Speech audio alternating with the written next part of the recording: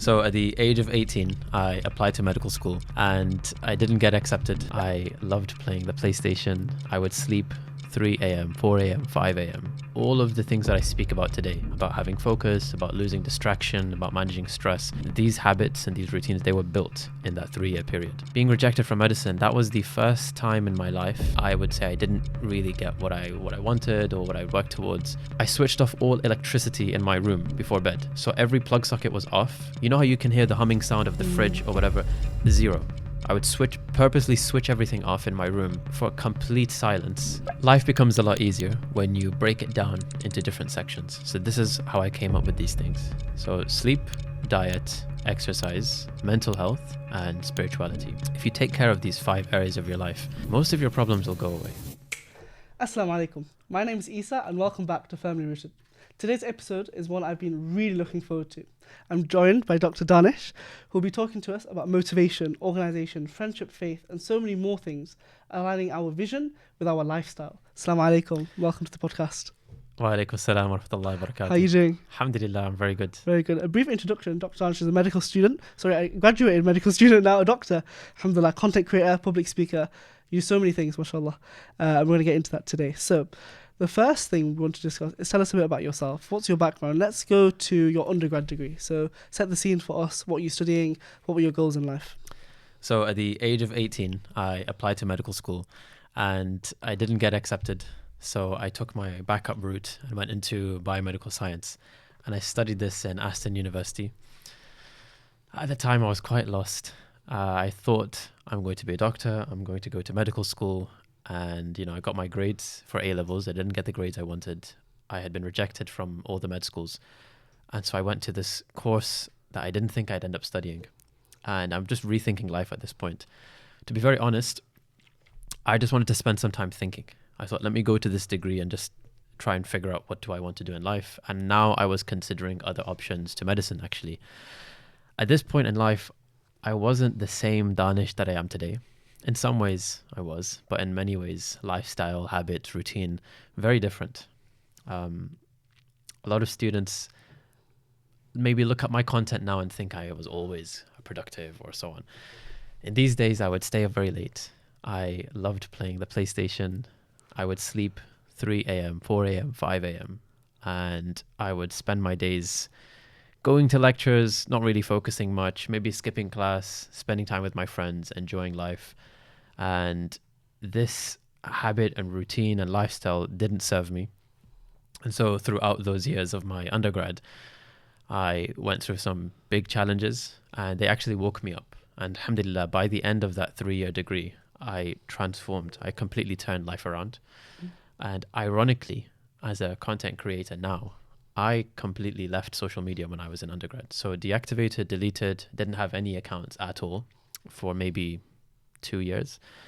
I was disconnected from my phone towards the end, and all of the things that I speak about today, about having focus, about losing distraction, about managing stress, these habits and these routines, they were built in that 3-year period. So yeah, I didn't want that to happen. I didn't want to go to that university, but that was better for me than what I had planned. Alhamdulillah. What also were maybe the sources of those struggles, like lack of motivation? Did it come from the dissatisfaction of not getting into medicine first time, like it is for so many aspiring doctors? Was it the fact that you went somewhere you didn't want to? Was it the apathy towards that? What were the sources of maybe your lack of motivation or drive and that kind of thing? I think when I was 17, 18, I got to that age where you're kind of an adult, you start working, you start making money, you start spending time with your friends, going out places, especially when you go to university. The amount of freedom that you have, it can either make you or it can break you. And for me, alhamdulillah, I was in somewhat good circles, but I didn't have my parents with me. So if I want to stay up really late, there is nobody there to tell me no. If I wanted to skip class today, nobody needs to know. So it was because I was now responsible for everything. And when you are given that responsibility, honestly, I don't believe any student just immediately has everything on lock. I was struggling with it. Also, having to balance grocery shopping, cooking, cleaning, waking up on time, finishing assignments when they're due, preparing for exams, on your own accord. And back then, we didn't have attendance for university. There was no accountability, basically. So it was just me and myself. That's probably what led me down that path. And also, being rejected from medicine, that was the first time in my life I would say I didn't really get what I wanted or what I worked towards. Alhamdulillah, throughout school, I was a good student. I got the grades and everything seemed to fall into place. It was only when I got the A-level results and the first university application, everything fell apart. Like exactly what I had planned, it didn't happen. And it was out of my control at this point. I couldn't do anything about the medicine application. It was done. So as I went through the undergrad process, naturally you start waking up as you get closer to graduation, because you realize, hold on a second, right now I'm a student, but when I graduate next year, I'm not a student anymore. I kind of have to figure out life. And then you start to have different thoughts. And I think those thoughts are what led me to having this change of heart about how I lived my life. Yeah. So you're sort of thrust into independence, and then figuring that out is quite a lot of, especially my age. So I just started university this year, first year university, and a lot of my peers are dying to move out. They really want to leave home. They want the independence. They want the so-called freedom. Sometimes maybe it's not the ideal is not balanced in that sense. They don't realize the work that comes with it, and perhaps falling into that trap of, well, I'm the only person to whom I'm now accountable. What's your advice to those kind of people? Would you advise moving out? Would you prefer to stay at home? Obviously, your situation wasn't ideally where you wanted to go and what you wanted to study, but what was your advice in terms of living out? Living away from home is, look, it comes with challenges. Maybe the advice is more for parents, because parents actually worry more than the kids, right? I think if you're moving away from home, you should use the time at home before you go to practice living that lifestyle. Practice doing a grocery shop for yourself. Practice making breakfast, lunch, and dinner for a whole week for yourself. Practice running your entire life. Nobody wakes you up. You wake yourself up. You set your own alarms. Going to Jummah on a Friday. Do that on your own. Do you know, the university was the first time in my life I had to check the prayer time for Jummah. Prior to that, my father would say, be ready by 12, be ready by 12:30. I remember the first Friday at university. And I remember waking up thinking, wait, hold on. Which mosque do I go to? I didn't even think to check. I'm so used to someone else doing it for me. And then it kind of wakes you up. And I would say to students, don't expect everything to fall into place quickly. Struggling in the beginning is so normal. My first few weeks, every single year, when I went from summer holidays back to university, the first 3 weeks were a struggle. I knew this was coming every time. That transition was not an easy period. And so I would move in 2 weeks before we have class to give myself 2 weeks of just complete free time to solidify the cooking, the cleaning. And I keep talking about this, cooking and the household things. That is actually what brings you all the peace and the organization. It's not about the study stuff. It's having a household that's in place. Once your household is in place, you're eating well, you're sleeping well, then everything else becomes easier. But patience and I think being a bit intentional. Do you think a lot of young Muslims especially fall into the trap of being very comfortable at home? So then when they do move out, there's a decline, there's a big drop in productivity and motivation, and even just sort of a general mental health. They don't have that support. It's nice being around your family and having your mum and your dad being there and your siblings. Is there something in uni life itself as well that contributes to that? Is it everyone is like this? Is there just a culture of maybe laziness, or there's cultural lack of motivation? Do you feel like you're motivated by your peers, or you had to be the person that did that? So just to go from the first part of your question, there's a couple of questions there. Students who are too used to having things done for them at home and then move away, that's a big problem. Alhamdulillah, my parents gave me some independence at home. They knew this time was coming, and I have siblings who had been to university before, so I learned from them too. If you're the oldest sibling or the first in the family to go to university and move away, then you're at a disadvantage. You don't have a guide to tell you, hey, this is what you need to do. I noticed this more in brothers than sisters. I'll say it straight: lack of household skills. I've lived with brothers who don't know how to use a washing machine, don't know how to fry an egg.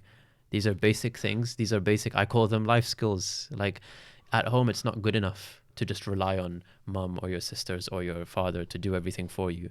What if, God forbid, their life ends? What if they fall sick? How are you going to carry your own life going forward if you're not able to do those things? So that's really important. I think in teenage years, kids should be given more responsibility at home. Alhamdulillah, we were given this at home. I'd say my parents are pretty strict with these things. They expect you do your laundry, you make sure you help wash up after we finish dinner. Maybe you help out make the salad for dinner tonight. When guests come over, you're part of the process. It's not just leave it all to mum. And then remind me the second part of your question. What about university culture maybe contributes to that? Yeah, so in the UK, there is this idea that you go to university for this degree, but ultimately people go to university for the university lifestyle, for this experience, to find themselves and have some freedom and move away from home and so on. I think that mindset is somewhat problematic. Like, by all means, have fun, enjoy yourself, but don't forget the main reason why you're going there. And this culture of laziness and so on, it's getting worse. You know, nowadays we have AI and we have shortcuts to everything. You know, Netflix, on-demand TV. You want food, Deliveroo, immediately at your doorstep. Laziness is embedded into lifestyle these days. And what I've noticed with students that come up now, nobody wants to pick themselves up and work. Everybody wants a quick shortcut. We've got this generation of kids that grew up with everything on demand, and so the concept of working towards something, of doing things for yourself is not there as much. And if you go and speak to students, yes, across the board, a lot of them are struggling. If you're the student who is very organized, you stand out from everybody else. You're seen as that guy or that girl who's got their life together. And every course has a person like this. You can ask people, who's the guy on your course who's like got it all together? And they're like, oh yeah, that person there. And it's a known thing. Whereas if you say who doesn't have it together, who's quite messy, lots of examples, right? So it makes sense. If you want to be amongst the most organized, the highly productive, you're going to be different from the rest. And that's the commonality, is not really having much balance. Does it feed into it? Friends, and yeah, absolutely. If you see people around you also living the same lifestyle, you copy. And when you come to university, especially with this mindset of having fun, you're looking for friends who want to have fun, who want to go out all the time. And that's great. But if you spend your time with those people, you'll become like them. And so you also will just spend your time prioritizing going out, sleeping late, and then the studies, the organization, the house, this all gets neglected. And that's why week 3 and week 4 of every course is where there's a dip. Because after 3 or 4 weeks, you know, you've had your intro lectures, now the work has started, and week 3 and 4 is where people fall behind. So in my course, I remember week 3 and week 4 was where the work actually kicked up a notch. And famously, that's when everyone started to feel a bit down, because that's when they've fallen behind. And they look back at the 3 weeks that they were having fun and enjoying life, and they realize, oh great, I have 3 weeks of work to catch up. And next week, the work continues to come in. So you have a continuous influx and you have a backload of things you haven't done yet. That's the problem a lot of students face. You mentioned the word friends, and obviously friendship is a big part of the university experience, positive and negative.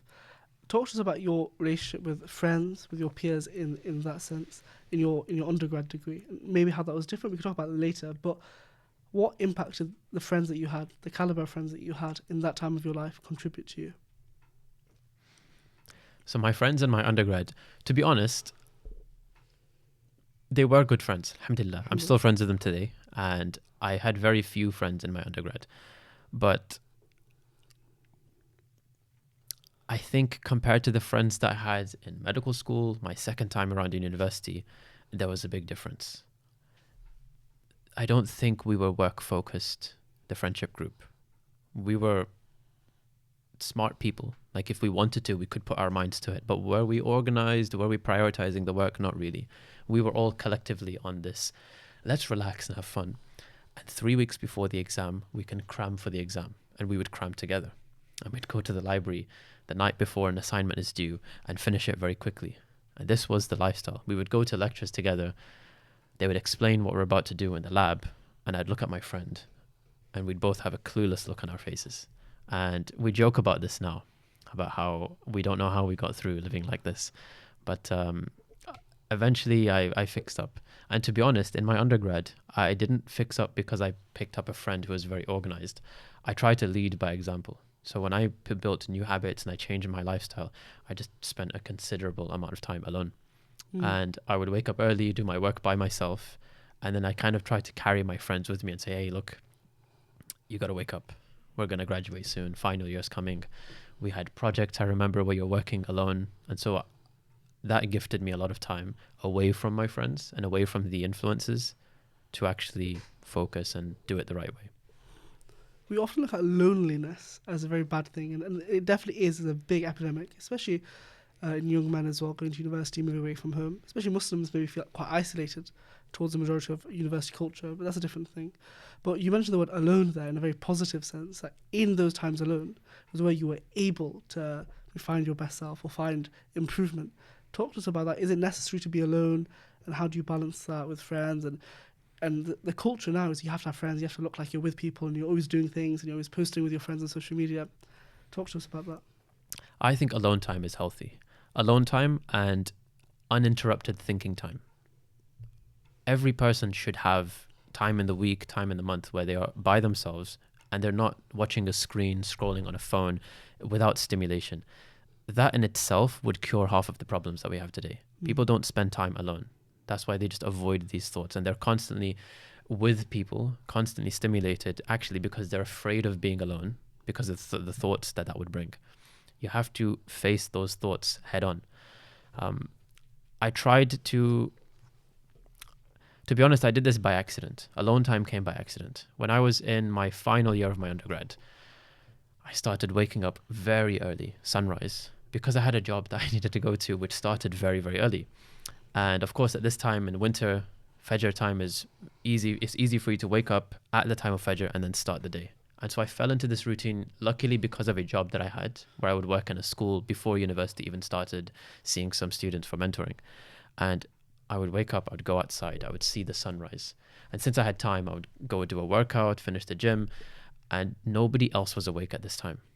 All the other students were sleeping. So I was forced almost to be by myself. I embraced it. At the same time, I'd quit social media. At the same time, I'd stopped using headphones. At the same time, I'd quit listening to music. And so I actually enjoyed just going for a walk and just listening to the sounds of nature or just being alone with my thoughts. I was journaling a lot. Spending that time alone, it was healthy. It actually helped me be more intentional with how I spend my time. I thought, I don't want to be aimlessly wasting the time by myself. So I started buying books. I started reading books. Even the thoughts I was having by myself, I never had those thoughts before.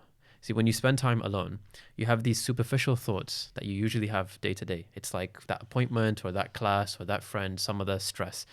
If you spend 30 minutes alone, these superficial thoughts fade away, and then you come a bit deeper and deeper. You start questioning things like, why am I here? What do I do? Why am I a Muslim? What about my prayer? And so on. And that alone completely changes you. Where in that 3-year degree did you start quitting music? Did you start quitting social media? You became more self-aware, you were more alone, you were having these deeper thoughts. Was that towards the end? Was this in your first year? It was end of my second year. Towards the end of second year, what did I do? I had some difficulties in life, and I also had a bit of a wake-up call. I had this exam which I almost failed. Alhamdulillah, till this day I hadn't failed an exam. But that exam, the pass mark I remember was 40%. I think I got 38% in this one exam. And all of this was because of cramming and lack of organization. I was left at a point where I didn't have time to go through the content for this exam. I remember opening the paper and it was an essay question. Imagine you've not even read a single page of what this topic is, and that's the question of the exam. I've never experienced that in my life. I don't know how I managed to even secure a pass, but they rounded my score up to 40 for me. That exam was a wake-up call, and this was second year. Now, second year was the first year that counts towards your final degree grade, and I realized, okay, I do want a good grade out of this. I need to wake up. And so in that summer, I kind of tried to reinvent myself. I honestly just Googled all of the problems that I had, to be very honest. I just typed into Google how to be organized, how to whatever, and I started watching the self-development type content. I kind of discovered this at this point in life. Then I went down a rabbit hole of reading self-development books. So at the same time that I'm working this job and I'm waking up very early in the morning, I also did the same thing at night. I would sleep very early. I wasn't scrolling on my phone. I don't know what pushed me to do this. I switched off all electricity in my room before bed. So every plug socket was off. You know how you can hear the humming sound of the fridge or whatever? Zero. I would purposely switch everything off in my room for complete silence, and I would just have one alarm set. And I don't know, this lifestyle just completely, I started to enjoy it. It sounds boring. It sounds robotic. Sleep early, read a book before bed, no scrolling, wake up at sunrise in the cold, go to the gym, pray Fajr, and then get ready for work. Sounds boring, but I can tell you, living that lifestyle and having lived the previous, the lifestyle of staying up late, this was more fun. I felt so good after a day of work because I'd actually used it I'd used it properly. At the same time, I used to do this thing. I had this notebook and I would write down a rough day plan.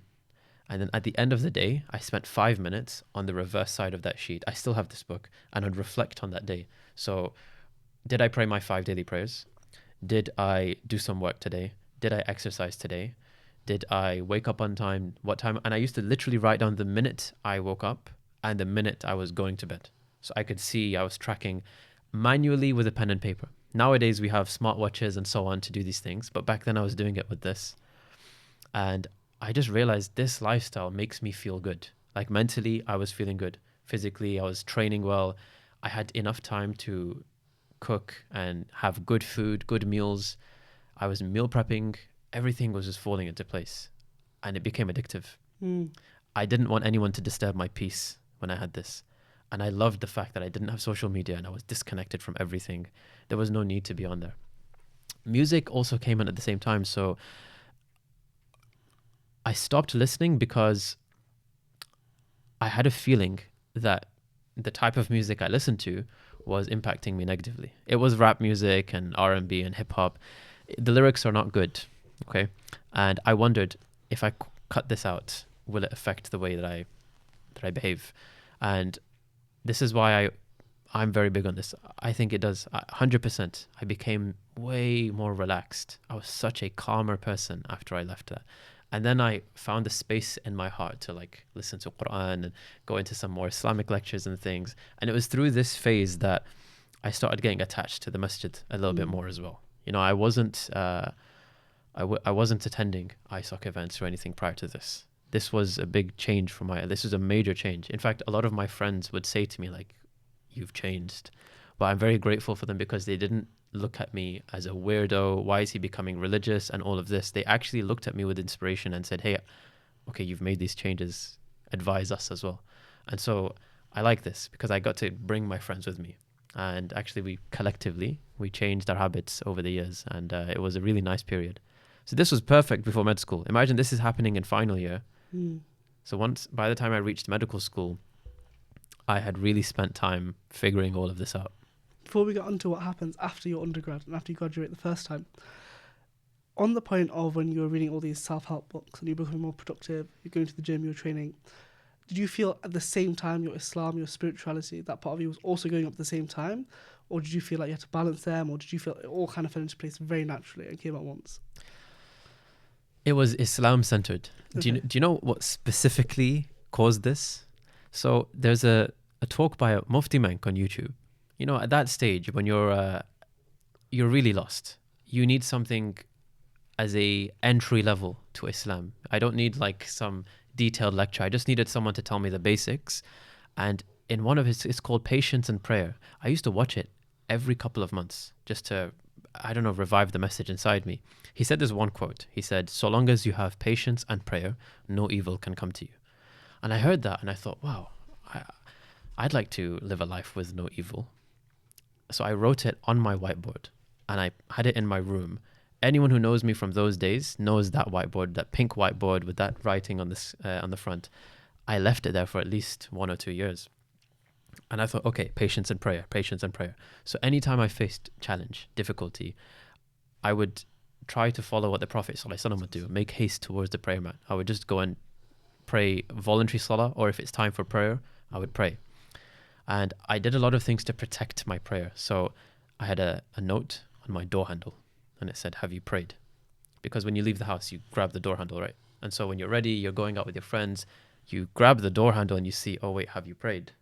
And I think, "Oh no, I haven't." Okay, cool. I'll pray first, then I'll go. Or maybe you look at the time and think, "Oh, it's Maghrib's in 20 minutes. Where am I going to pray that?" And so I started putting Salah first, and that brought me so much peace. There's a prayer mat, the same prayer mat I used then. I have a very sentimental attachment to this prayer mat. I've stitched it back together after ripping it many times because that prayer mat has seen me at my lowest lows. It's tasted all of my tears. It's also seen me at the best parts of my life, and my parents bought it for me as well. So that prayer mat got me through all these years. I still have it now. It's the one in my bedroom that I always use, and this is what caused the change. It was waking up at Fajr, and now it makes sense to me. I didn't have all the knowledge. I was kind of doing some of the actions. The barakah of the morning. It was waking up at sunrise, watching the sunlight. And funnily enough, I used to watch the sunlight purely because of scientific reasons of the suprachiasmatic nucleus and setting the circadian rhythm. It helps your sleep cycle. That's why I was waking up early in the morning. But also I was praying Fajr too. So I got double benefits, from the Islamic side, from the scientific side. Definitely. I don't believe you can make changes like that without it being from Islam. SubhanAllah. Let's move on then. So what happened after you graduated from Aston? So during the final year, I had decided, yes, medicine is for me. I decided to take a gap year between the 2 degrees. I did that partly to do the application without the stress of balancing university work with it, and also to take some time off, because once you go to med school, I had been told life is very busy, you're not going to have this time off again, you might as well take some time off. So I was 21 till 22. I had a full year off. I sent off my medicine application. I worked for a little bit, and then I had this 9-month period from January till September 2020. I'd been accepted into med school at this point, so I have my unconditional offer now. I just have 9 months off. And I thought, cool, let me go traveling, let me enjoy life, let me try and do something with this free time. And a month later, COVID started and we were in full lockdown. And so all my travel plans cancelled. And it was summertime, I was at home, not studying anything. I had no exams. And I had complete freedom because everything was closed. And so everybody's at home. And I thought, what can I do now? This is a gift. I remember journaling through COVID, day 1, day 2, day 3, every single day. And I realized when I go back to whenever this thing finishes, whenever it does, I'm sure I will look back on this free time and I'll think, did I use it wisely or did I waste it? And so in that period, I learned how to organize my life through Notion, and I figured out how to use the flashcard app Anki. I learned how to touch type. I doubled or tripled my typing speed. I figured out my ideal routine for a morning, for an evening. I tried to live a good lifestyle. And then I bought a camera. And I initially had bought it to travel with and vlog and so on. But I got into photography and I started my newsletter. So the first content that I ever produced was in this period. It was between these 2 degrees on the back end of this whole lifestyle change. And then I thought, I actually have stuff that I'd like to share with the world. I felt like I'd had a major epiphany. I'd seen how students live their lives and I wanted to share how I lived mine and what I'd learned from all of these books and this experience. So I started my newsletter. So every week throughout COVID, I would write a newsletter post to my 15 loyal family, friends, and followers. And that's where all of the content started. So as I got into med school, I, alhamdulillah, had a good routine and good habits. Alhamdulillah. So you're in your gap year. How does it go? Do you stick to all these habits throughout do you have like peaks and troughs? How does it go? Or do you feel like you stick consistently as a September? The gap year was exponential. Like it just got better and better with time, alhamdulillah. It wasn't that long. We're talking February, March time until September. And I was conscious. I knew med school is starting in September. So that was my deadline for, I need to make sure I'm well and truly ready by then. And also I knew that I wouldn't have all the time in the world during university. In this summer period, I could exercise, I could go running, I could read a book, I could do whatever I wanted, whenever I wanted. Complete freedom of time. And so I used it to my advantage. I read as many books as I could during that period. I did a lot of reflecting and planning ahead. So when I got to med school, I knew exactly what I wanted to do. I also reinvented myself. So my first degree was in a different city to where I lived. 0 friends in that city. So I got to choose my personality going there. Then my medical degree was in Aberdeen in Scotland. Again, 0 connections, friends, family there. So I realized when I arrived, nobody knows Daanish. Nobody knows who he was last week, last year.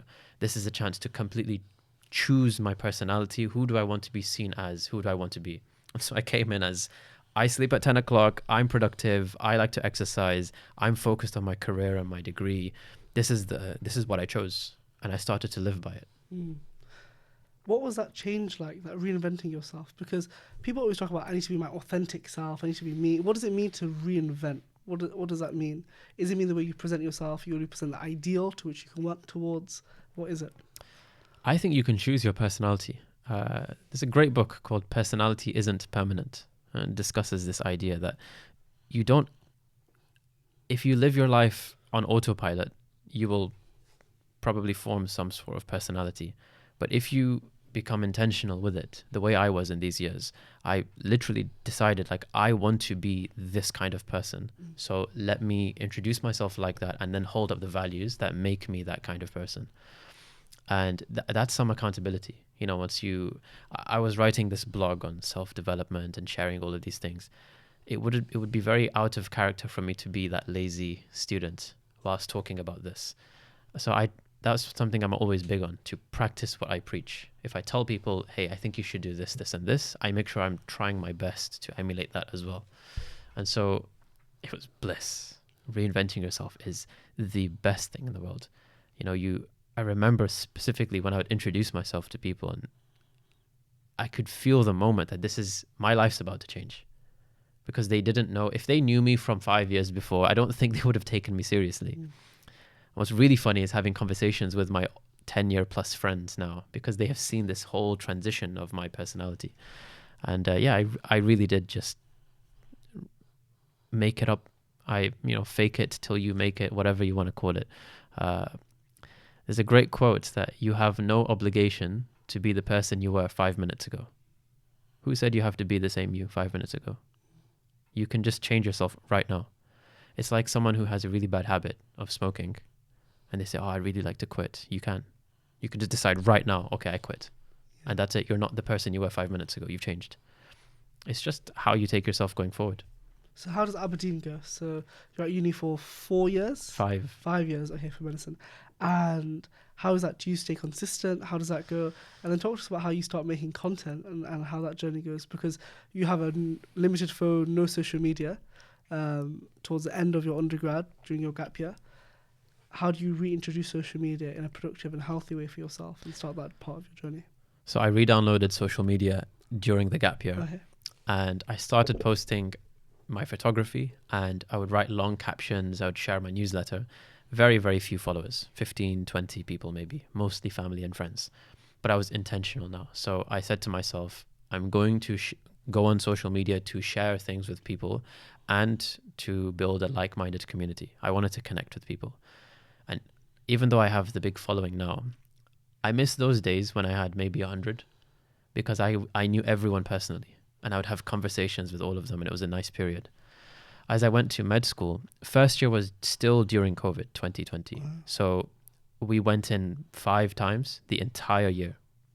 Class was online, remotely at home, which for me was great.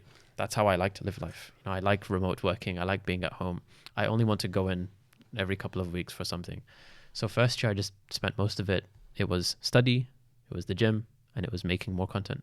But it was written content, no videos. So this was just my newsletter, and I think I tried my hand at making a couple of YouTube videos, but my laptop couldn't handle the editing. So I just stuck to the writing, and it was nice. This period was, I would wake up and I would just do the work on my laptop, pre-recorded lectures. I would walk to the gym, and it was social distancing. So you had to book the hour you're going in for, right? And then come back. Nothing was open. The roads were empty. And I'm also living in Aberdeen, which is like the middle of nowhere compared to all other major cities. So again, first year was great. This was the year that I figured out how to study. So my main focus was the degree, getting good grades. I got the best grades I've ever had in my life in this year. And that was really good for a few things. Obviously, it's good for just confidence. I previously had been rejected from med school, probably had the lowest grades in the entire year group in med school. And then I came out with one of the top grades in my first year. And I thought, okay, now I believe in myself. I can do this degree. I'm cut out to be a doctor, definitely. And I trial and errored so many types of study techniques this first year. It was pretty messy. I remember week 4, I decided to redo all my notes from scratch because what I was doing wasn't working. And then I found the system that works. And by the end of the year, alhamdulillah, everything was good. Also, the first year that I had studied months before my exam, I had never been so ready for an exam in my life. I could have taken the exam a week early, 2 weeks early. That's how prepared I was. Also, I was afraid. I was like, I don't know what these med school exams are made of. I don't know if they're going to be way harder than my prior degree. So I was over prepared for a lot of them. But yeah, I stuck with the habits. Like whatever I was doing in my gap year and previously, I built on those and I tried to improve. A question I'm quite personally interested in is writing. Where did that love come from? Did you force yourself to do it? Did you really want to? Or have you always had that as part of who you are, that you wanted to journal, that you wanted to write? And what are the benefits that you found from that? So I took inspiration from my favorite creators. At the time, I used to watch the famous creator, Ali Abdal, and he used to go on about writing online. Like he would recommend everybody writes online. I thought, let me try this. Writing honestly came from reading. So I read lots of books in this maybe 2 to 3 year period. I bought my Kindle and I enjoyed highlighting things that I liked. And I thought, I want to store my thoughts. I used to make notes on the books first. And then when I did the newsletter, I just really enjoyed it. Honestly, I recommend everyone do this. Writing, whether you publish it online or whether it's in your private journal, is one of the most therapeutic things. And it's so beneficial for speaking, for thinking, for having a clear mind, communication. Writing is at the very top of all of these things. Speaking on all these other things, they come later. So I'm very glad I did. And if you read my very first newsletter post, it says, I'll be able to look back in a couple of years and I'll have maybe 100 posts that I've written myself at different points in life. My newsletter isn't just self-development stuff. There's a journal inside it. So it's what's happening in that week and so on. So I can go back to any week from med school and I can find what was I worried about, what was I doing at that point, and I like reading them. I don't care about other people. I enjoy reading it. It's so nice to be able to go back and look at that. That's where it came from. It came from doing it. Once I'd written 2 or 3, I fell in love with it. It was such a nice, it was different. And the gratification you got from it, it wasn't like scrolling or watching TV or eating a cheeseburger. Writing 1,000 words and then editing that and then cutting down the words, making it concise, making it engaging. I used to even create all the thumbnails myself. If you look at the first few, like a YouTube thumbnail, I would do the photography. I used to go to crazy lengths to make these. And then I'd piece together this whole thing and I'd publish it. And it just felt amazing afterwards. I wanted to do it again. Alhamdulillah. So we've touched on a couple of different things that we're going to talk about again now.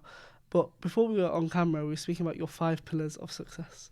And maybe 5 things, some of which we've mentioned. And maybe these would be very practical steps that a young Muslim student like myself, I'm in my first year of uni, could take to start on the trajectory that you've already been through over the last 8 years or so. So walk us through those, inshallah, wherever you want to start.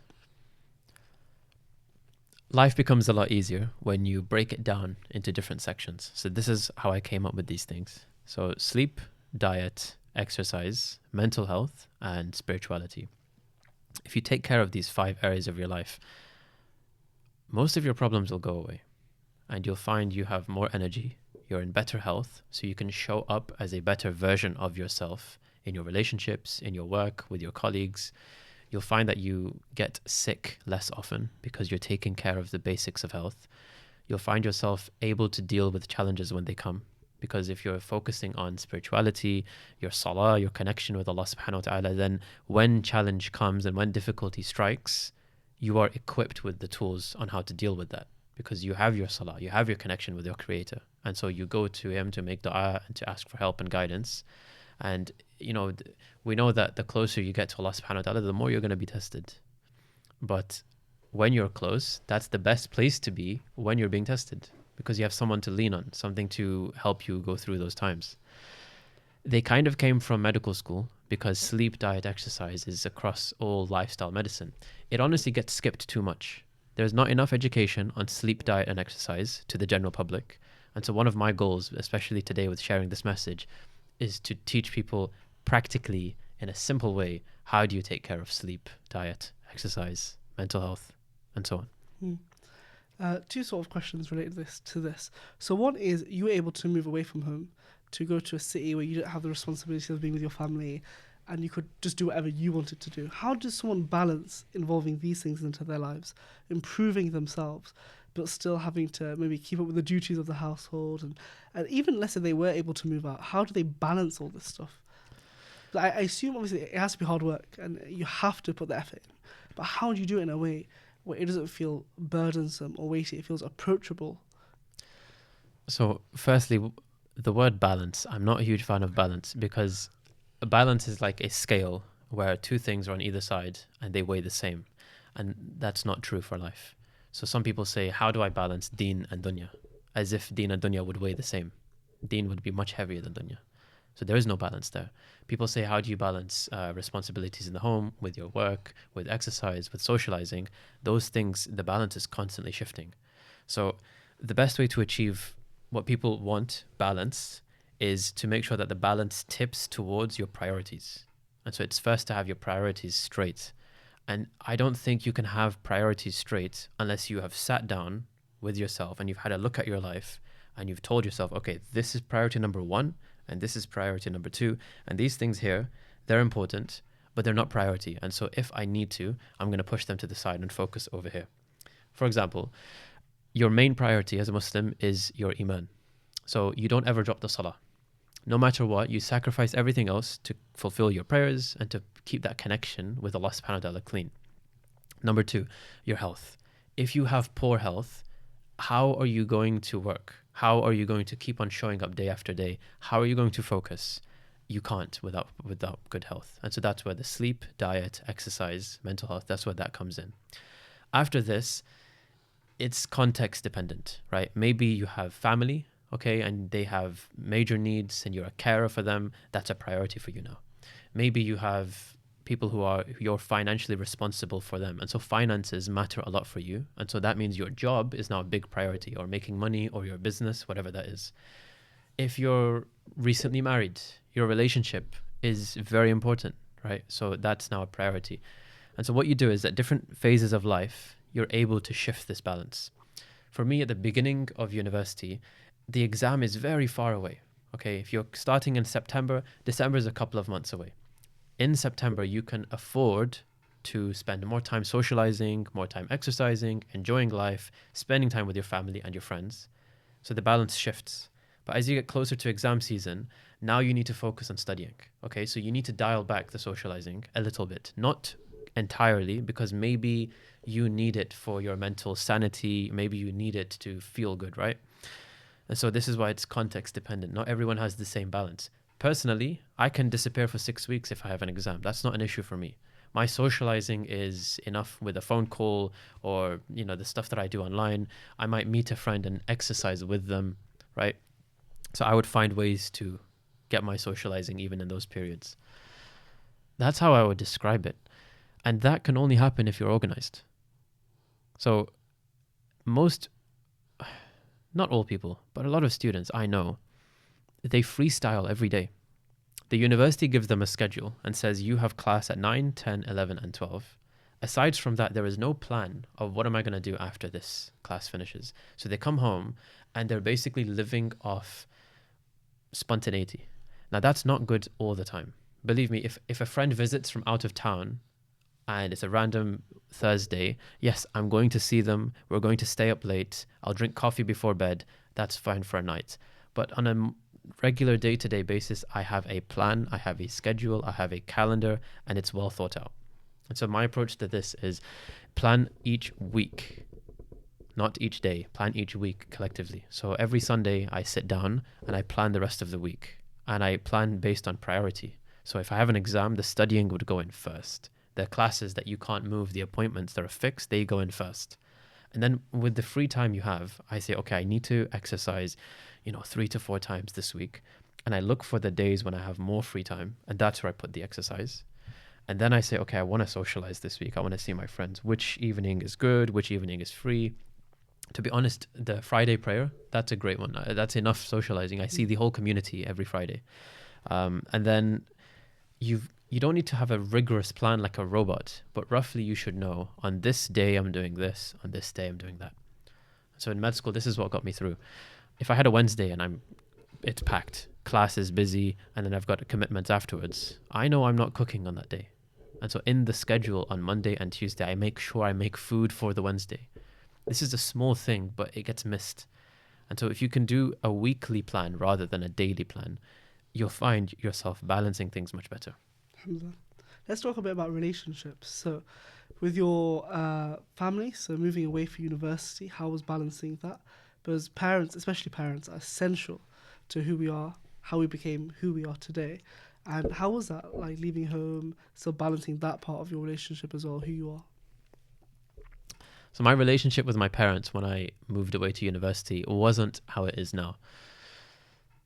I'm the type of person that I can move to Australia and within 2 to 3 days, honestly, I won't miss anybody. Not because I don't love them, but I'm able to just be present and focus on my environment and just keep myself busy.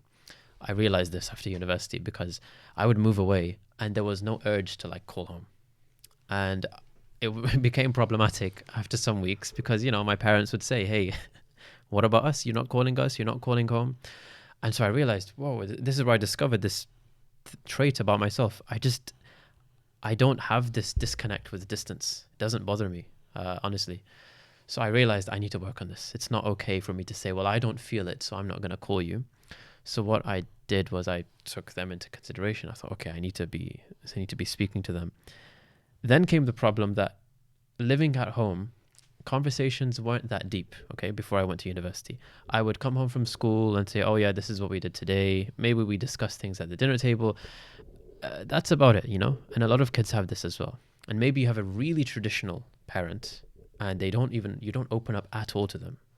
A lot of the youth are in this problem where they have emotional difficulties, real personal difficulties, but they don't go to parents to talk about this. They go to their friends. Their friends who have limited life experience, their friends who don't have their best interest at heart, their friends who don't even know them that well, right? Instead of going to their parents who have the experience, the wisdom, they literally brought you into this world. They know you better than anybody else, and they have your best interest at heart. And so people often ask, well, it's easy to say that. How do I build this relationship with them? And I want to say on this topic that not everyone can have that relationship with their parents. It's not possible for everybody to have the beautiful relationship with mom and dad. The reality is it's different for everybody. For some people, a bit of distance is healthier than being really, really close. It depends, okay, on you and your parents.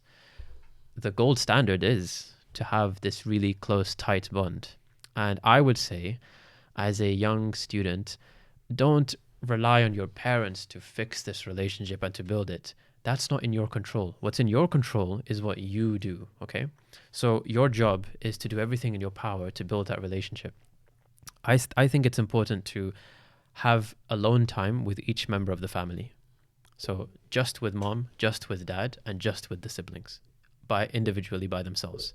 Then it's important to have time with mom and dad together because that's a complete different dynamic to when they're alone. And you should encourage deeper questions and encourage more conversation. It's very sad to say this, but some people, they might wait until the funeral of their father until they realize, oh, I should have asked him about life.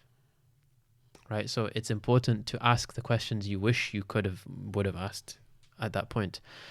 It's very sad to think about, but let's be real. Our parents are a generation ahead of us. They're in their 40s, 50s, or 60s. Look, they don't have many years left given life expectancy. And Allah subhanahu wa ta'ala knows best when a person's life can end. It can end tomorrow. And so you need to make haste towards building that relationship with them and extracting as much wisdom as you can from them. And I'm telling you, if you open up to your parents, if you just go to them and ask a simple question and say, Baba, what advice would you give to me at this stage of life? You'll be surprised at what they tell you. I asked my parents. I had a long conversation with them about this specific topic. I said, I'm going to go on a podcast. I might speak on this.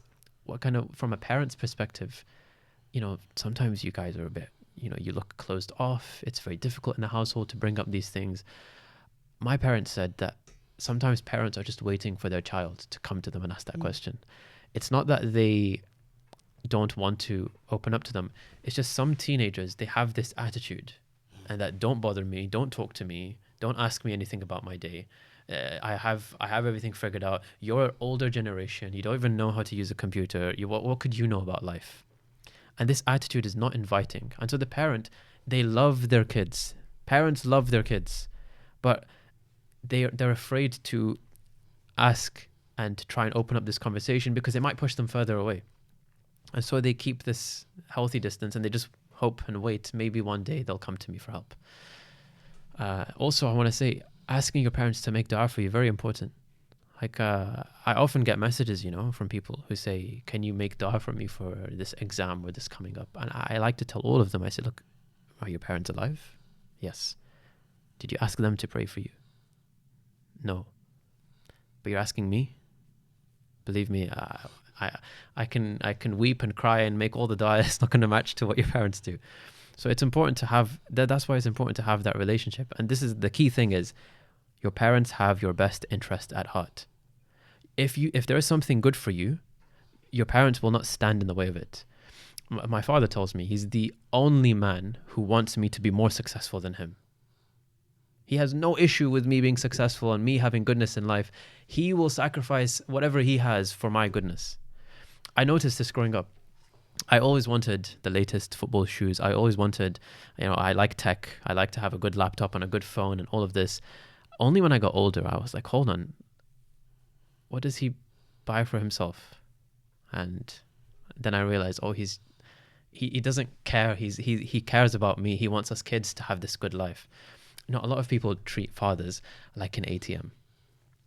This is very common. If you scroll through, I would tell people to do this, scroll through the messages with your father. How much real conversation is there? And how much is there? How much are you asking? Can you send me this? Can you transfer me this? Can you do this? Can you pay this? Mothers, I know. Mothers are easier to connect with. Fathers get dismissed a lot. And honestly, something I'm trying to do more and more now that I finished university and I have the time with my family, is have lengthy conversations, ask all of the questions I wish I could ask. My grandfather, my great-grandfather, both of them, may Allah grant them Jannat al-Firdaus, they've passed away. And they were so, mashallah, they were wise, they had experience. My great-grandfather lived till 116. Over a century of life, he had knowledge, he had wisdom, he had seen generations of people. And when I was younger, I didn't have the wisdom or the aql to ask him so many questions. Thankfully, he passed everything on to my grandfather, who passed on to my father. And so I have the deepest conversations with my father, and I'm not just speaking to him, but I'm getting access to like 5 generations of people through him. And if I knew this sooner, I would have asked so much more before. But honestly, sometimes people ask me like, who are your mentors? Who do you go to for advice? Mom and dad. I honestly, aside from mother and father, I don't think nobody can match up to that. They see things before I see them. They know what's good for me and what's not good for me. I can tell them within a minute of conversation with a new person. I can tell them about this new friend that I've made, and they can tell me, no, I don't think that person is good for you. I think that person is good for you, and so on. They know me based on the sound of my footsteps from a distance. My mother knows me from my silhouette. Nobody knows me that well. They know every habit. They've seen me at my lows, at my highs. They raised me, and they know things about me I don't know about myself. This relationship with parents, I think, is central. The most important thing in life is relationships. Make as much money as you want. Get as qualified as you like. Who are you going to spend all of your wealth and your money and everything with? What good is it having everything in this world if you have a broken relationship with mom and dad? And this selfish idea of, no, they raised me like this. They created this relationship. It's on them to fix it. Don't you want a good relationship with them? drop the ego and step towards them and try and do what you can from your side. Ihsan is how we're meant to treat our parents, the very best, almost like perfection, right? So to approach your parents with ihsan is to drop all judgment, all ego, and to say, you know what, despite the past, I'm going to do my best to work on this. And for anyone listening, the students who may want to, better that relationship, you have to be patient. I presume university students, 18, 19, 20, 22, 23, you have a 23, 20-year-old relationship with your parents. Do you expect that to be fixed in 2 months? It might take a decade. It might take a decade to build the relationship to where you want it to be because of the last 20 years. So it's a patient, slow process. And it's not easy. It takes so much patience. It's very easy to be good to people in the workplace and in public. Your real, true character shows at home. That is your real self, who you are in the house. Are you a moody person in the home? Are you difficult to deal with inside the house? Because that's who you are. So that is where your focus should be. You want to self-development. You want to become a really good person, at top 1%, whatever, man. It starts in the household with the parents and the siblings. Well, beautiful topic to end the podcast on. Daanish, jazakallah for being here today. And to everyone listening, we'll see you in the next episode of Firmly Rooted. Assalamu alaikum wa rahmatullahi wa barakatuh.